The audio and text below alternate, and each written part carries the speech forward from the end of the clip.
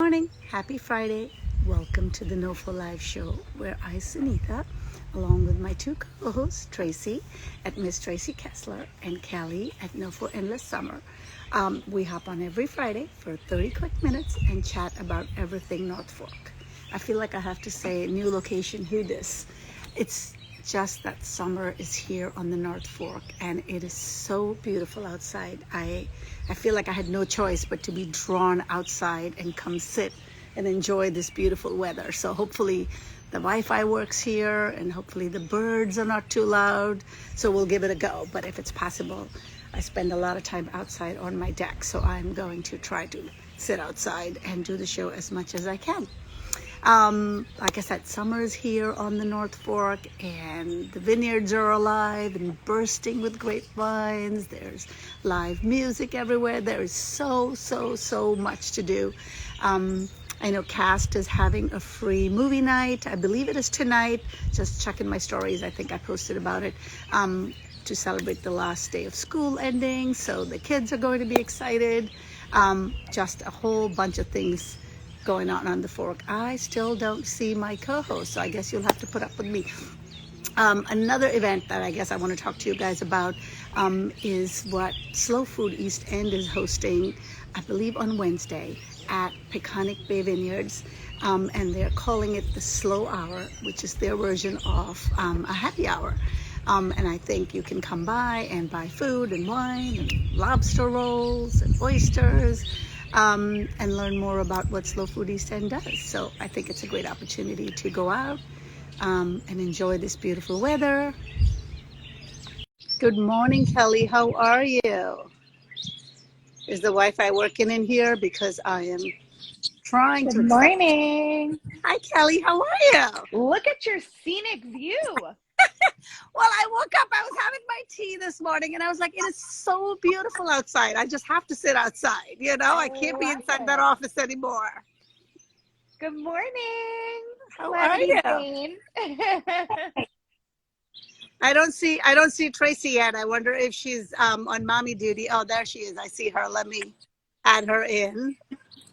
I I was just have to saying, be honest.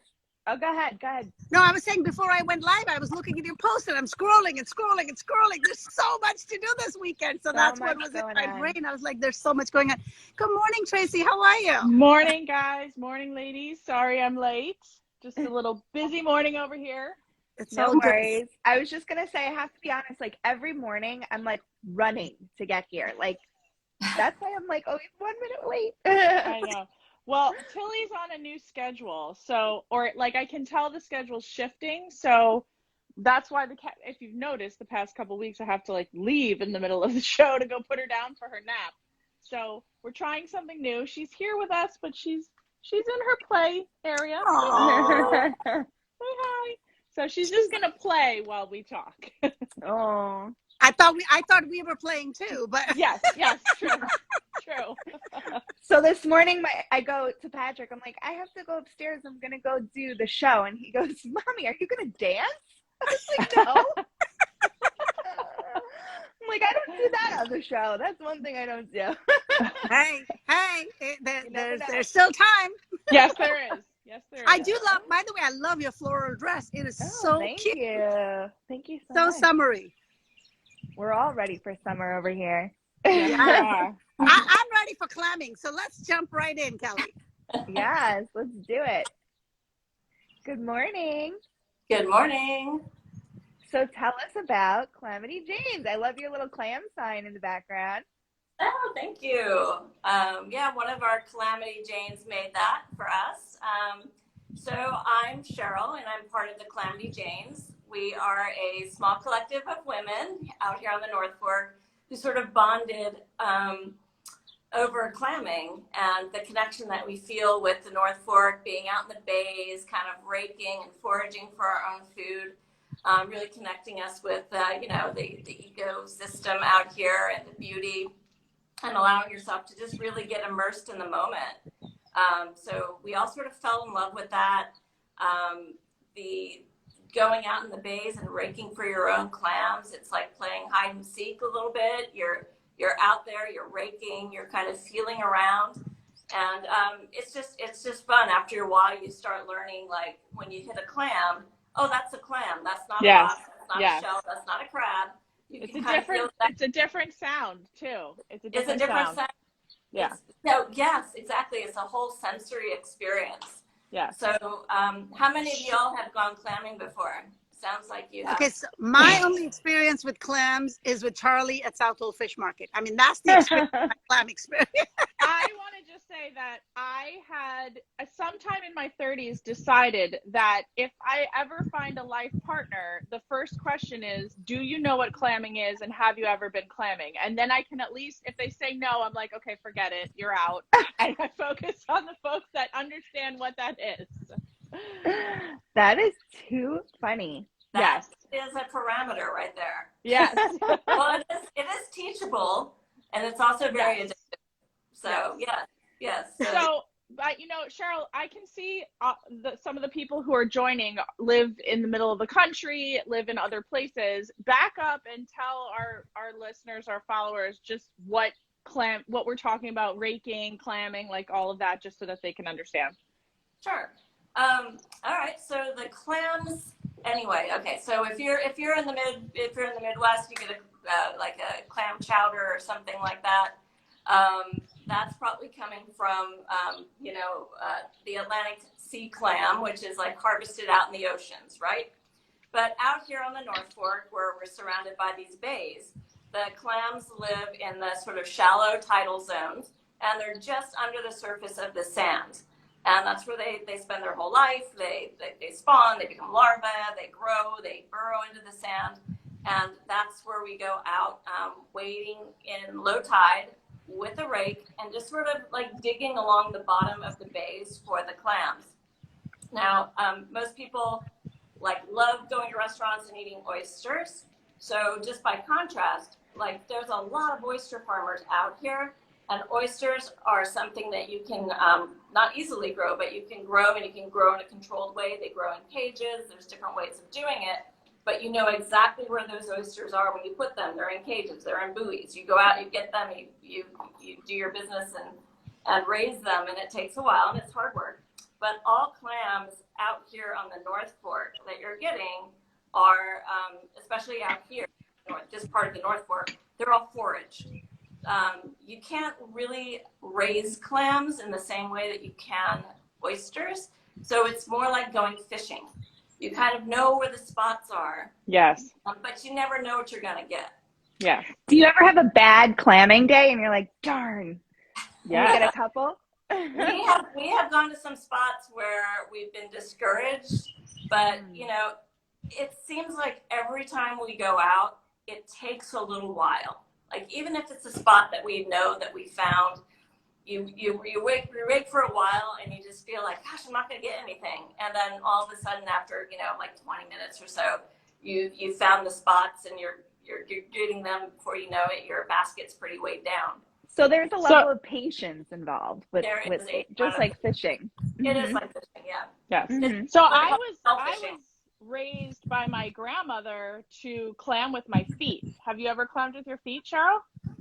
I have walked. Yeah, I wear water shoes like in the bay. So yeah. I've walked before where I felt a clam and dug it out. Yeah. But I've never really clammed with my feet.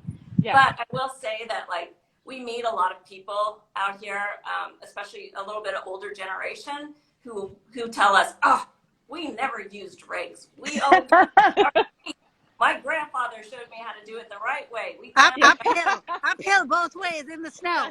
Yeah, exactly. So I have a question.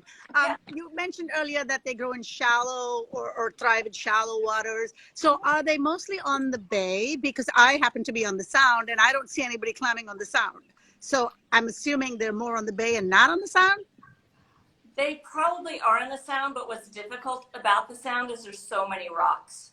Okay. Yeah. So, it's hard. It's really hard to even get your rake to pull through the rocks and get under into the sand, because they do live in sort of the sandy bottoms. Okay. I've never out there, but that'd be really hard to uncover them underneath all the sand rocks. The other thing I wanted to say, this year, I also joined the SPAT program, the oyster program through the Cornell Cooperative, and it's so fun.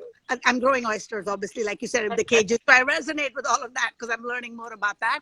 But I feel like they also do a lot of things just for the water itself in terms of cleaning. So I recently just saw 2 huge tanks of, I want to say clam seeds, but I guess they're not really seeds. They're baby clams. They look like Yeah. grains, Yeah, like literally tiny grains, like quinoa. You know, that's how tiny they were.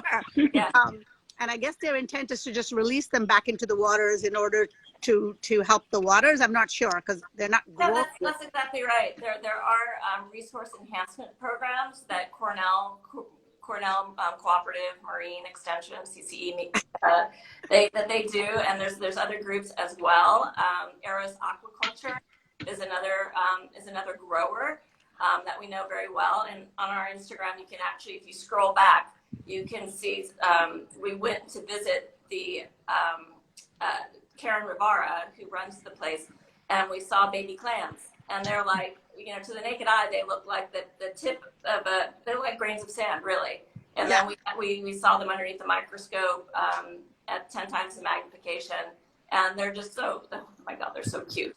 But so she raises those, and she has buyers and that purchase them and then grow them out, and then the CCE Marine also does grow clam babies and raises them and then releases them into the waters. So there's a lot of enhancement programs that happen out there. Both clams and oysters are filter feeders, and they filter between like 20 and 50 gallons of water a day per oyster. Wow. So it helps keep the Peconic estuary system like very clean and biodiverse and amazing. My 23-year-old son recently just showed me an article where they were using clams as pollutant identifiers or something, like a sensor. They actually attach something on the top of the clam, and as soon as they sense some environmental impurities, they either open or close. It's apparently a science. I had no idea. We just like to eat them. Yes, I know. But they are you know, a vital part of keeping the Peconic bays really clean. And yes, they are delicious. I want you to tell us more about the group itself and how you ladies met and all that great stuff. Well, Steph and I know each other from the city. We both worked in advertising, and that's how we met each other probably like 20 some years ago. And everybody that's part of the group, there's 4 of us. It's Alex, myself, Stephanie, and Claire. We all individually found our way out to the North Fork. And we have met like in various places, you know, like Little Creek oysters, and you know, we got to know each other, seeing each other around, and we all individually had kind of clammed a little bit. But then during the, you know, when the pandemic hit, we were all out here, you know, full time, looking for a socially distanced thing that we could do outdoors, and it's like clam was perfect. So we just started chasing the low tides, whether that meant getting up at 4:30 in the morning to go out to Halleck Bay, go clamming, see the sunrise. I mean, it was one of my favorite memories. All 4 of us out there with the sun rising over Halleck's Bay and clamming. I mean, it was gorgeous. It just was everything North Fork all at once. It was amazing. And like I said, it's super addictive. So we just kept clamming, and as time went on, we were sitting around an outdoor fire one day and just joking around. It's like we should be a gang. We should be a clam gang or something. And I love that. And we were just throwing out names, and we ended up landing on Calamity Janes because a group of us had gone out, and it was like it was a day that was a comedy of errors. Like somebody almost drove the Jeep off the boat ramp, and you know, somebody lost their clam basket, somebody stabbed themselves with a clam fork or clam rake, and Steph called us. Oh my God, it was a calamity. You know? Calamity James, perfect. Oh, perfect. That's so great. Yeah. It is perfect. I also want to hear more about your logo that you use because it just looks so fun. Yes. Yeah, so that was when we decided to, sort of officially form. We thought like who would be a great person to partner with to create our logo, and so we got in touch with Franke, and I think everybody on the Love phone, her. all you guys know her. She's like Yeah. a local artist, and we love the work that she does. That with the wood grain that just kind of evokes water, and she just does this. She's a very technical drawer, and she does mostly architecture. So we approached her and said, "Do you do figure drawing?" And she's like, "Actually, I think she said she had a master's in figure drawing." Wow. Great. So we approached her, and she was super excited to do, kind of do something a little different than what she had been doing, and took it on. Kind of briefed her. We thought about like, those old World War II WPA posters of "You can do it," Yeah. Yeah. nostalgia, sort of blended in with, fun and flirtiness and women on the water. It's so cute. It's so cute. I love it. It's perfect, and it just sets the tone. It sets a really good vibe.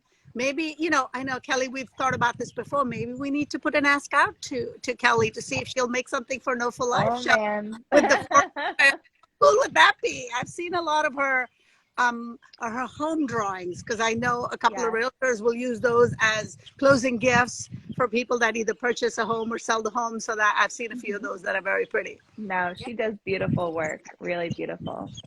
So Cheryl, now you guys have formed this amazing group, and you're like kind of taking it to the next level when you're having pop-ups. And tell us more about what to expect from you guys over the summer. Well, yeah. So we did a pop-up, a pizza and wine pairing pop-up. So we all make an amazing clam pizza that we've sort of like massaged and like got the recipe down over the last couple of years. So we did a wine and pizza pop-up at North Fork Crush, which is a wine store that's right over by the IGA in Greenport. And tomorrow we're actually joining the North Fork Crush Wine and Artisanal Food Expo that is happening at Duck Walk Vineyards. It's a big ticketed event. Tickets are still available. And there's going to be over 100 different vendors, so you can sample wine, other foods, and we're going to be there representing Clamity James. And we're going to be doing we're not going to do clam pizza this time. We're going to do another one of our recipes that people love, which is we call it the Quarry Creek Clam Dip. Ooh, that sounds good. Nod to like 1970s nostalgia when everybody had parties with clam dip. So I love it. It's going to be delicious and served with North Fork potato chips. And we're actually going to serve little clam shells. It'll be like, nice. Yeah. So we're so what are your specialties? We've got clam pizza. Now we know you've got clam dip in the repertoire. What else? What else do you have? Well, honestly, all of us make a mean linguine and clam sauce. But one of our favorite things to do, and honestly, it's one of the best ways to have clams, is just light up your grill. Put them on the grill and melt some butter with a little garlic in it. And the clams are so sweet. They're not going to be any fresher than digging them out of the bay yourself. And that's wonderful. I had baked clams for dinner last night, made by my nanny. So we're big. Yeah, and tonight we're gonna make clams casino. We're a big fan of clams casino too here. What's the difference between baked clams and clams casino? I never know. Baked clams has a lot more breadcrumbs in it, and it's very thick and heavy. And clams casino, it's actually the full clam, but it has bacon and some oregano and like Parmesan cheese on it. So you're still eating the clam whole. You usually do that with cherry clams, and then you do baked clams with like the bigger chowder clams. And, see, this is a world I know nothing about. Well, yes. Speaking of world I know nothing about, I just love that you guys have this girl gang. And as you can see, we have a little bit of a girl gang. And Tracy has been clamming. I know our girl gang is looking forward to maybe going out on a field trip with you guys or something. and learn Yeah. more about what you do and how you do it. Well, absolutely. We're starting to do that, in fact. We do have our website is actually up. And if you look in the event section, we have more information about taking small groups out clamming. So I love that. Ooh. so many people want to know how to do it. We've got all the equipment. We've got the licenses. We can talk about safe shellfish handling and safe rake handling and things like that. Nice. And yeah, we'll take people out depending on your adventure level and interest. Some of our secret spots are, I mean, every clammer has a secret spot. You don't really want it. We might have to find people, you know. But yeah, there's easier places to get to, and there's harder places to get to. But we're all on foot. None of us have a boat. That was my the question. next level for sure. So we access our clam places by foot. Okay. There's a, you know, you need a license. You can get it from Town Hall in Southold, and you also have to make sure that you're clamming in a licensed area. There's certain areas that are closed seasonally. There's certain areas that are just closed, period, to let the population sort of rebound. But yeah, you check the DEC maps and cross-reference it, and off you go. This is an adventure I'm up for. I don't know. What about you? We'll take you. ladies? Oh, Oh, totally. of course. Especially when we have a guide. I mean, I'm in. Yeah. So it won't be a calamity. Yes. We'll make sure it's not a calamity. Awesome. This So is let's gonna be an go exciting adventure. into our 5 same questions and different perspective. Let's talk a little bit about the North Fork. You mentioned that all 4 of you are recent transplants out here, but what is your history? How did you find the North Fork? I can't speak for, well, Steph had been coming out here and staying in Orient, maybe like for the past, like 15 years ago. Claire had also lives in Orient, and she had found that years and years ago. And I came to it by way of a friend. I lived in New York for 30 years, New York City for 30 years. And I had never been to the North Fork. I had only been to the Hamptons a few times. And a friend said, hey, do you want to go to Montauk for a long weekend for Memorial Day? And it was so expensive. And this was 8 years ago that she said, hey, I've heard about this town on the North Fork. They have some vineyards. You want to go? So we ended up out here, and that was 8 years ago. And as soon as I was out here, I fell in love with the bays and the farm stands and the scenery and the vistas, everything. And like that weekend is like, that's it. I'm buying a house out here. Wow. Amazing. A year to that date, I was signing on the line, and I've had this house for 7 years now. Wow. That's fantastic. A true love story right there. Yes, exactly. True love. Sure. Love at first sight. Love at first sight. So Totally. if you were going to take the 3 of us out to a restaurant, where would you take us? What's your go-to place? Oh gosh, restaurant. I mean, I'm just gonna have to say Little Creek. You know, I love them. I mean, I love it out there. It's outdoors. You're on the water. Plus, you can get clams. They make a really good clam chowder. You can get broiled. Oh, I didn't know they make chowder. Yeah, they have chowder. It's really, really good. I just saw a post. I think they're open. I don't want to say like all night, but pretty late into the night. They're having an event at one evening where they're open. Kelly, do you know anything about that? I haven't seen. I'll investigate. Saturdays. I think it's Saturdays, and Alexi is going to be kind of the host. It's from 9 to midnight. I thought it was midnight. Yes, it sounded like a fun activity. I just glanced at it. I meant to go back and look at it, so we'll check that out and add more. You mentioned you're doing something. Is it a duck walk? But if you're a local vineyard here or a brewery, do you have a preference? Is there a particular wine you enjoy? For my favorite vineyard out here, I have to say is the Oldfield. So I'm friends with like Ross and Perry, who's the mother and daughter team that run the place. They've been on the property for 100 years. Their family has. And it's casual. It's so welcoming. I don't know if you've been there before, but there's picnic tables in the back. There's chickens running around. You can actually bring your own picnic. You know, carry in, carry out. Get a nice bottle of wine, and you can just hang out in their back. They're basically their backyard, which is their vineyard. Wow. You know, all day long. It's a gorgeous place to hang out, and it's just so friendly. I love it. That's amazing. So now, Cheryl, I'm sure you frequent a lot of farm stands to get your ingredients to go with your clam recipes. So what's your go-to farm stand? Well, I'd say my local is Seps. So like I dash off to Seps a lot, but I also love Ira's farm stand. It's across from the old fields, KK's. Okay. So many like great things in this barn. Mm-hmm. Awesome. And you mentioned your favorite memory about a 4:30 sunrise. I mean, one of these days I'll wake up early and go catch one. But if you were to catch a sunrise or a sunset, have you discovered any beautiful spots you want to share that you frequent?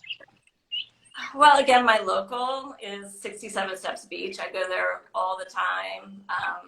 That's a good place for sunset. And also, I think Goldsmith's Inlet is like a really nice place for sunset. It's not, because a lot of people go there, but there's a lot of energy and people are like happy and they're fishing off the, you know, it just feels like and people are like settling in for the evening to like hang out there and fish. And it's just, there's parents and kids and families. It's just such a sweet sort of way to watch the sun go down. There's just like, good energy, good excitement. I've never been there. I have to check it out. Goldsmith Inlet, Oh yeah, it's beautiful. Really pretty. Yeah. So we've talked a little bit about this, but if you could sum up in one or two sentences what you love the most about the North Fork, or why you love it here and being part of this community, tell us. I think, well, I mean, being immersed in the bay, like literally, is really what I enjoy. Just being able to have a deeper connection with this place that I love so much. And I also just love the community that has been so welcoming here, as far as like all the shellfish growers, bay men and bay women. I love that there's a lot of women doing work on the water. We're good friends with Little Ram Oyster Company. So that's an example of some women who are out working the water, working their oyster farm, and like creating a business and a life for themselves. And I think that's what's incredible about this place. You can kind of come out here and find something that you love and really get deep, really go deep with it. It's amazing. And I mean, look at your background. I mean, it's gorgeous. I know. I was like, Sunita, is that real? I know. It is totally real. But it's such a beautiful day today, and let's hope that the weekend stays beautiful. I know for your event I'm assuming your event tomorrow. Is it tomorrow? You said is outdoors. Yep. And if you go to our events page on our website, you can click through and find out more, get tickets. It's there's 2 different ticketed time periods, from noon to 3 and from 4 to 7. Tell us your website again. Tell us everybody your website. It's calamityjanes.com. Okay. Or you can follow us at Calamity James here on Instagram. You can also get to the event through our Instagram too. So much going on this weekend. Tracy, do you have any specific plans you're doing this weekend? Or are you just enjoying the 80 degrees tomorrow? I am going to attempt to go paddleboarding today. We'll see. I have the sitter here to watch her, so I can head down to take out the paddleboard. So I'm excited. Yeah, nice. Yeah. And first one of the season, Tracy? First one of the season. That's what She Fed NOFO. Jess is going to join me and hopefully also bring some of her yummy foods over. Yes. Yes. Lucky. Yeah. Kelly, what of your weekend plans are you doing? I know you have a summer bash you're throwing. I have a party that I'm throwing tomorrow at Twin Fork Beer Co. in Riverhead. The treatery will be there and live music, so that'll be fun. But I think I'm gonna try and get to Cass outdoor movie night tonight, because that seems like a fun one. Ferris Bueller's Day Off. Wait, out of school? Has your summer started? Yeah, today's the last day. My daughter's done at 11:45, and we're in the car. Oh my God, I remember those days when the last day of school, it was like the best feeling, where you don't have a schedule, the kids can do what they want. Your endless summer begins. Woohoo. Yes. Well, thank you so much for joining us. I loved hearing about your girl gang, and I can't wait for our field trip with you guys. Oh, awesome. This was so fun. Thank you. Thank you Thank so you, much. Cheryl. Inviting us. Catch Enjoy you. your weekend. Bye. Bye. Bye. Bye.